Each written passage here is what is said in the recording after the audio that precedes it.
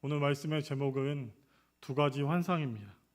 여러분, 구약의 예언자는 하나님의 말씀을 듣고 그것을 이스라엘 백성에게 선포하는 자이기도 하지만 보는 자입니다. 보는 자. 무엇을 보는 자입니까? 인간의 역사를 이끌어 가시는 하나님의 큰 그림, 그리고 하나님의 구원사를 보는 자입니다. 사람들이 외면하고 보지 않는 것을 먼저 보고 듣고 말하는 자가 바로 예언자, 선지자입니다. 본문에서 예레미야는 사람들이 외면하고 보고 싶지 않은 것, 그것을 먼저 본 사람입니다. 예레미야가 본 것이 무엇입니까? 여러분 10절 말씀 보시겠어요? 10절 말씀 보시면 같이 한번 읽겠습니다. 시작. 보라, 내가 오늘 너를 여러 나라와 여러 왕국 위에 세워 내가 그것들을 뽑고 파괴하고 파멸하고 넘어뜨리며 건설하고 심게 하였느니라 하시니, 자기를 열방의 감독자로 세우신 하나님께서 열방과 남유다들 향해 뽑고 파괴하고 파멸하고 뒤엎고 다시 새롭게 세우시고 심는 앞으로 이루어질 일, 하나님의 심판을 예레미야가 본 것입니다. 여러분, 이게 간단하게 설명하면 성전이 무너지고 성전이 파괴되고 예루살렘이 무너지고 이스라엘 백성이 바벨론 포로로 끌려가는 것을 하나님의 말씀을 듣고 그 환상을 본 것입니다. 오늘 본문 11절부터 15절까지 나오는 두 가지 환상은 이 예레미야의 사명이 무엇인지 구체적으로 설명해 주고 있습니다. 저는 오늘 두 가지 환상을 통해서 하나님께서 우리에게 무엇을 말씀하시는지 오늘 본문에서 좀 말씀 한 절 한 절 설명해 가면서 같이 은혜를 나눴으면 좋겠습니다. 여러분 11절, 12절 말씀 같이 한번 읽을까요? 시작. 여호와의 말씀이 또 내게 임하니라. 이르시되 예레미야야, 내가 무엇을 보느냐 하시매 내가 대답하되 내가 살구나무 가지를 보나니 여호와께서 내게 이르시되 내가 잘 보았도다. 이는 내가 내 말을 지켜 그대로 이루려 함이라 하시니라. 아멘. 여러분 첫 번째 환상이 살구나무 환상입니다. 하나님께서 예레미야에게 물으십니다. 무엇을 보았느냐? 예레미야가 대답하죠. 하나님, 제가 살구나무 가지를 봅니다. 하나님께서 잘 보았다 칭찬하시며 이 살구나무 가지의 뜻을 해석해 주십니다. 그것이 그 해석이 12절인데요. 이는 내가 내 말을 지켜 그대로 이루려 함이라 하시니라고 말씀하십니다. 여러분, 하나님께서 이미 예레미야에게 물어보시기 전에 무엇을 보실지 보여주실지 알고 계셨습니다. 그런데 왜 예레미야에게 무엇을 보느냐라고 질문하실까요? 그냥 살구나무를 봐라라고 말씀하시면 되는데, 그리고 왜 하필이면 살구나무 가지를 보여주실까? 이 질문에는 하나님께서 예레미야에게 의도하신 뜻이 있습니다. 여러분, 살구나무 가지를 뜻하는 히브리어 단어가 샤케드입니다. 샤케드. 12절 말씀에 보시면 내 말을 지켜라는 단어가 나오죠. 지켜도 똑같이 샤케드, 쇼케드입니다. 이 지켜라는 말 뜻이 보다, 깨우다라는 의미인데요. 이 두 단어는 동일한 음역을 가진 단어입니다. 이것은 하나님께서 의도적으로 예레미야에게 듣고 싶은 답이 있다라는 거죠. 그래서 이 질문과 이 살구나무를 보여주시는 거예요. 그래서 하나님과 예레미야가 이렇게 대답합니다. 예레미야, 넌 무엇을 보느냐? 하나님, 저는 샤케드 가지를 봅니다. 하나님께서 대답하십니다. 예레미야야, 그래, 내가 바로 보았다. 나도 내 말이 이루어지는 것을 샤케드 하겠다. 다시 말해서 하나님께서 예레미야에게 목자가 양떼를 지키는 것처럼, 마치 우리 목사님들이 여러분을 신방하고 그래서 여러분이 하나님의 백성답게 서가는 것, 성정하는 것을 지켜보는 것처럼, 돌보는 것처럼 내 말이 너를 통해 이루어지는지 지켜보겠다라는 말씀입니다. 그래서 내가 준 말씀이, 그 사명이 어느 하나도 빗나가지 않고 성취되도록 내가 반드시 이것을 이루겠다라고 말씀하시는 하나님의 마음, 하나님의 뜻을 알 수 있습니다. 여러분, 살구나무는 예레미야의 고향이 아나돗이라고 제가 지난주에 말씀드렸습니다. 이 아나돗에서 흔히 볼 수 있는 나무라고 합니다. 그런데요, 여러분, 이 나무의 특징이 있습니다. 무엇이냐면 이 나무는 우리나라의 매화나무처럼 겨울 끝에 맨 먼저 꽃을 피우면서 봄이 오는 것을 알리는 나무라고 합니다. 겨울에 다른 식물들이 꽃을 피우지 못하는 추위 속에서 홀로 생명력을 발휘해서 꽃 피우는 것처럼 내가 너에게 준 그 사명이 지금은 네가 이룰 수 없는 것처럼 보이지만, 또한 네가 감당하기에 너무 두렵고 어렵게 느끼지만, 나는 이 혹독한 추위 속에서 꽃 피어나는 살구나무의 꽃처럼 어떤 고난과 어떤 어려움이 와도 내가 너에게 준 그 말씀은 꼭 이루겠다 라고 말씀하시면서, 두려워하지 마라 예레미야야, 내가 지켜보고 있다, 내가 이 사명을, 이것을 반드시 너를 통해서 이루겠다 라고 말씀하시는 것입니다. 그래서 하나님께서 살구나무 가지의 환상을 통해서 예레미야와 한 약속을 다시 한번 하나님이 예레미야에게 질문하시면서 다짐하시는 겁니다. 맹세하시는 거예요. 사랑하는 여러분, 우리가 말한 대로 살지 않습니다. 우리가 말한 것을 어떻게 보면 잊어버릴 때도 많고요, 뒤집을 때도 많고, 그 다음에 모른 채 하고 넘어갈 때도 되게 많습니다. 그러나 하나님께서는 우리와 하신 약속을 꼭 이루시는 분이십니다. 세상에는 마치 하나님의 말씀이 이루어지지 않는 것처럼 보입니다. 세상에 힘이 있고 권력이 있는 자들이 우리보다 더 잘 사는 것처럼 보여요. 예레미야가 선포해야 될 재앙과 그 심판의 말씀이 아니라 마치 거짓 선지자들이, 이때 제가 말씀드렸죠, 평강과 소망을 외친다고. 그래서 하나님의 말씀이 마치 눌려있는 것처럼 느껴질 때가 너무나도 많습니다. 하지만 하나님은 오늘도 우리를 지켜보시고 이것을 이루십니다. 그래서 저와 여러분의 사명을 통해 오늘도 당신의 말씀을 이루시는 줄 믿습니다. 여러분, 우리의 현실과 상황이 어떠하더라도 세상이 아주 빨리 변하고 우리의 인생에 한치 앞을 볼 수 없는 인생이라 할지라도 변하지 않는 것, 영원한 것이 있다면 하나님의 말씀, 하나님의 뜻인 줄 믿습니다. 여러분, 두 번째 환상을 같이 살펴보겠습니다. 두 번째 환상은 끓는 가마 환상인데요, 우리 한번 13절, 14절 말씀 같이 읽을까요? 시작. 여호와의 말씀이 다시 내게 임하니라. 이르시되 내가 무엇을 보느냐? 대답하되 끓는 가마를 보나이다.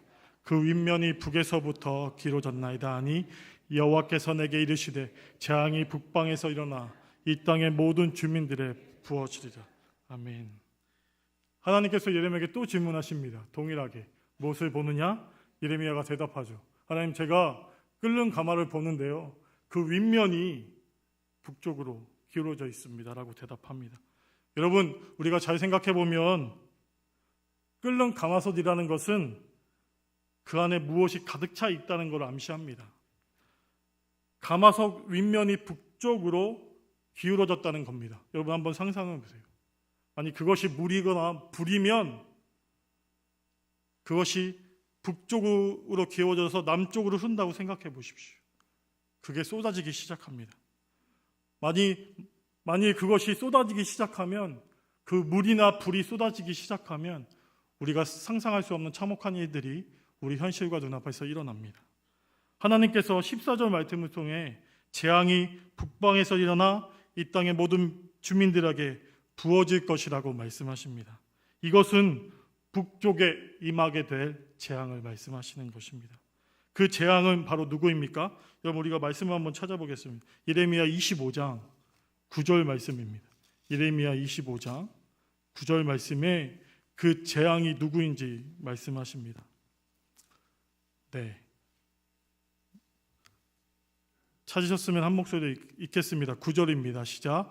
보라, 내가 북쪽 모든 족속과 내 종 바벨론의 왕 느부갓네살을 불러다가 이 땅의 주민과 사막의 모든 나라를 쳐서 진멸하여 그들을 놀램과 비웃음거리가 되게 하며 땅으로 영원한 폐허가 되게 할 것이라. 여호와의 말씀입니다.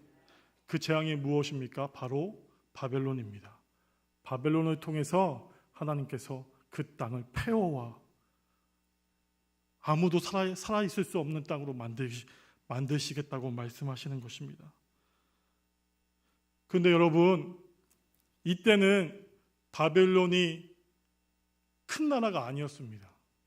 여러분, 이때는 여러분, 전쟁에 만약에 어떤 나라가 쳐들어오기 시작하면 혼자 오지 않습니다. 구약의 모든 전쟁을 보시면 만약에 아수르가 전쟁에 참여하면 항상 따라오는 나라가 있습니다. 동맹국입니다.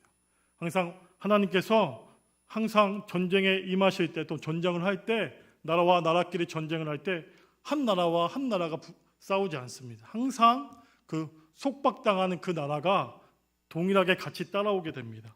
여러분, 그렇다면 바벨론이 혼자 오는 것이 아니라, 심판에 하나님의 손에 들린 바벨론이 혼자 오는 것이 아니라 바벨론과 동맹한 나라들이 함께 온다는 것이죠.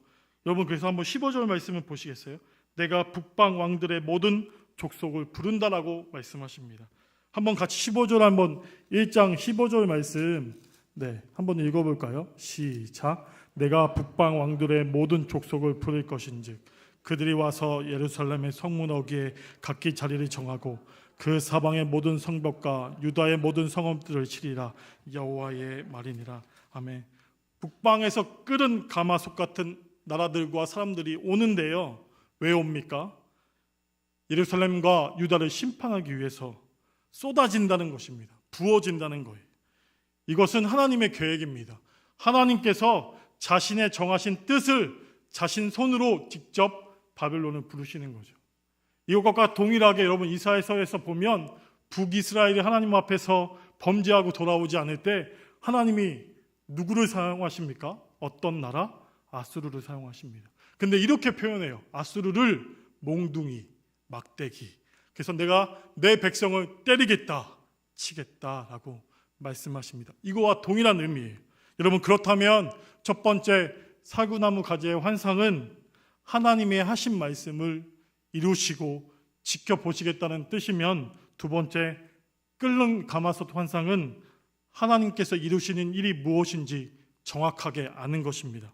바로 북에서 내려오는 바벨론과 동맹한 나라들을 통해서 남유다 예루살렘의 전역에 쏟아져서 그들을 심판하시고, 제가 이미 선언하신 하나님의 말씀 10절에 뭐라고 말씀하셨죠? 뽑고 파괴하고 파멸하고 넘어뜨리는 것을 이루시겠다. 이것이 예레미야의 사명이고, 내가 예레미야의 사명, 이 말을 통해서 내가 내 뜻을 묵묵히 지켜보고 이루시겠다고 말씀하시는 것입니다. 그런데 여러분, 그래서 슈브입니다. 슈브가 제가 뭐라고 말씀드렸죠?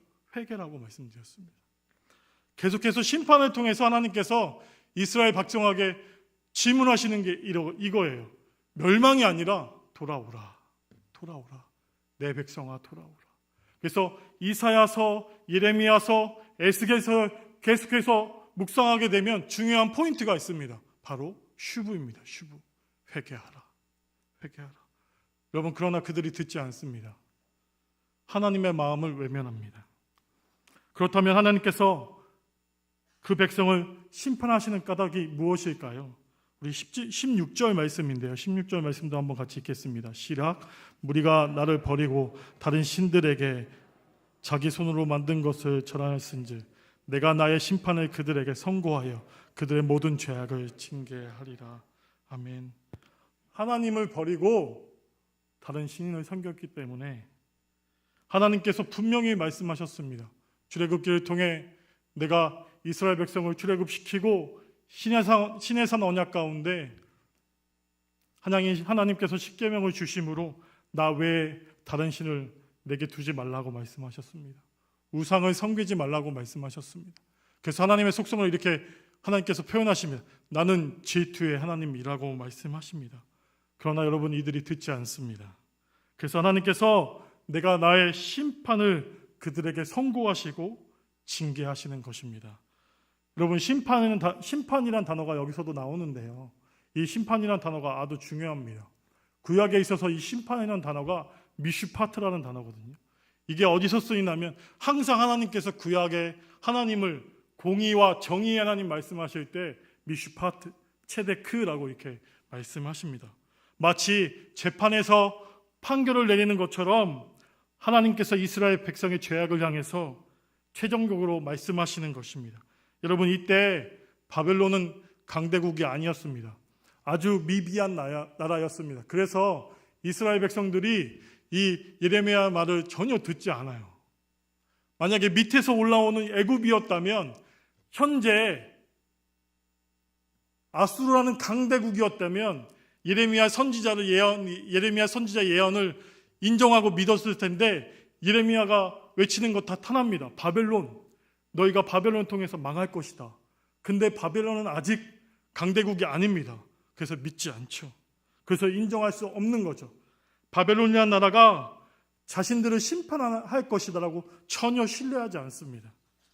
결국에는 예레미야의 예언대로 남유다, 예루살렘은 바벨론을 통해서 나라가 망하게 됩니다.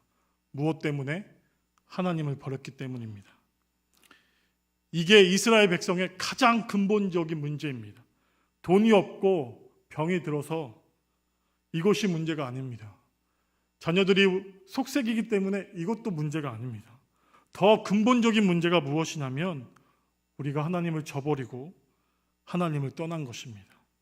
이게 가장 근본적인 우리의 문제, 이스라엘 백성의 문제입니다.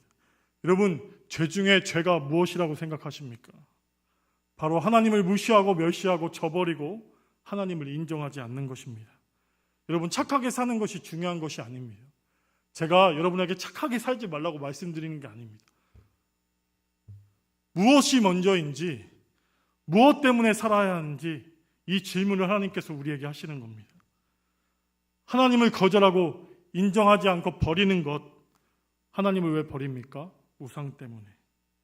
여러분, 나중에 가면 하나님께서 예레미야에게 탄식하면서 25장 이후에 이렇게 말씀하십니다. 어떻게 자신들을 창조하신 신을 버리고 다른 신을 섬기는 나라가 어디 있느냐? 그런데 내 백성은 내 은혜를 알고도 보고도 우상을 섬기고 나를 버렸다라고 말씀하십니다. 그래서 하나님께서 내가 저들을 심판할 수밖에 없다라고 말씀하십니다. 그래서 내가 미슈파트한다, 심판하겠다. 그러나 여러분, 이러한 심판 중에도 소망이 있는 것은 하나님께서 이 모든 악과 이방 나라와 세상 모든 권세를 하나님께서 직접 통제하고 계시고 하나님의 주권 아래에 있다라는 사실입니다. 여러분, 세상의 여러 가지 사건과 환난과 재앙을 보면 하나님이 보이지 않습니다. 마치 어둠의 권세들이, 악한 세력의 힘들이 이것들을 더욱 강하게 해서 믿음을 지키며 살아가는 우리에게도 여러 가지 환난과 고난이 닥쳤을 때 우리의 믿음이 마치 초라해 보이고 우리가 믿는 하나님이 연약하게 보이며, 그렇게 되면 정말 하나님이 살아계신 게 맞나? 하나님 정말 어디 계시는가? 이런 탄식을 갖고 기도하게 되고 질문하게 됩니다. 마치 우리가 살아가는 세상의 현실의 벽이 하나님보다 더 크고 두렵게 느껴질 때 우리 믿는 자들은 꼭 기억해야 할 것이 있습니다. 세상도 악한 권세도 하나님의 주권 아래에 있다라는 사실입니다. 여러분, 하나님이 이 모든 것을 다스리시고 통치하는 분이십니다. 선한 것만 다스린 것이 아니라 모든 악한 세력도, 우리의 고난도, 우리의 아픔도 하나님 손에 있음을 믿고 선포하는 저와 여러분 되시길 축원합니다. 그래서 우리가 현실에서 당하는 어려움과 고난 앞에서 압도당하고 그 무게로 눌릴 때 하나님이 보이지 않을 때도 반드시 저와 여러분은 기억해야 할 것이 있습니다. 바로 하나님의 능하신 손안에 우리가 있다라는 사실입니다. 그래서 제가 여기다 이렇게 썼습니다. 하나님이 다스리신다. 하나님이 통치하신다. 하나님이 일하신다. 여러분, 이 모든 것을 하나님이 주관하시고 통치하신다는 이 사실을 여러분 꼭 붙드시고 믿으시길 바랍니다. 우리 17절 말씀 같이 읽겠습니다. 17절 말씀입니다. 시작. 그러므로 너는 내 허리를 동이고 일어나 내가 내게 명한 바를 다 그들에게 말하라. 그들 때문에 두려워하지 말라. 내가 그들 앞에서 두려움을 당하지 않게 하리라. 17절은 예레미야가 해야 할 일을 말씀하십니다. 네가 상대하는 사람들을 나를 떠난 백성이다. 예레미야, 너는 이제 허리를 동이고 일어나 준비하라. 더 이상 주저앉아 있지 마라. 그렇게 하나님께서 말씀하십니다. 예레미야, 이제는 행동할 때다. 하나님의 주신 소명으로 이제는 담대하게 나갈 때다. 그들 앞에 서서 하나님이 너에게 무엇을 주셨는지 선포하고 증거하라. 그렇다면 하나님의 심판을 선포할 대상이 누구입니까? 여러분 18절 말씀 한번 같이 읽을까요? 18절 말씀입니다. 시작. 보라, 내가 오늘 너를 그들 온 땅 유다 왕들과 그 지주자들과 그 제사장들과 그 땅 백성 앞에 견고한 성읍 세기둥 녹성벽이 되게 하였는즉. 아멘. 바로 왕, 관료, 제사장, 그 땅의 백성들, 종교 지도자들 전부 하나님의 심판의 대상입니다. 왜 심판의 대상일까요? 한결같이 하나님을 버리고 하나님을 의지하지 않기 때문입니다. 하나님보단 세상을, 하나님보단 돈과 권력을, 하나님보다 음란함과 쾌락을, 이것을 더 사랑하기 때문에 하나님께서 이들을 심판하시는 것입니다. 여러분, 어디 하나도 소망이 없습니다. 어느 영역에도, 문화나 사회, 어디 곳을 찾아봐도 하나도 소망이 없습니다. 그래도 하나님 사람이 있기에 소망이 있을 수 있지만 이때 깨어있는 사람이 아무도 없었습니다. 딱 한 사람, 예레미야 혼자밖에 없었습니다. 그래서 예레미야가 홀로 단신으로 이 거대한 세력들과 이스라엘 백성들을 향해서 하나님의 심판의 메시지를 선포합니다. 얼마나 두렵겠습니까? 얼마나 무섭겠습니까? 여러분, 이것은 쉬운 일이 아닙니다. 그래서 예레미야가 6절에 이렇게 고백하죠. 아이라, 나는 아이라. 하나님, 저는 말할 수가 없습니다. 예레미야의 좌절과 예레미야의 연약함이 저는 충분히 이해가 가더라고요. 그러나 하나님께서 어떤 경우에도 예레미야에게 말씀하십니다. 두려워하지 말라. 그들과 담대히 맞서라. 그들이 어떤 말을 하든 하나님의 역사는 이미 이루어지고 있기 때문에 두려워하지 말라. 내가 너를 지켜보고 있다. 예레미야야, 담대하라라고 말씀하십니다. 이런 막중한 사명을 감당할 때 예레미야를 위해 하나님께서 무엇을 하십니까? 18절 끝부분에 여러분 보시겠어요? 바로 예레미야, 너를 내가 견고한 성읍 세기둥 녹성벽이 될 것이라고 선포하십니다. 무슨 뜻입니까? 그때 당시 견고한 성읍 녹성벽 세기둥은 어떤 공격에도 끔찍하지 않을 요새와 같은 것입니다.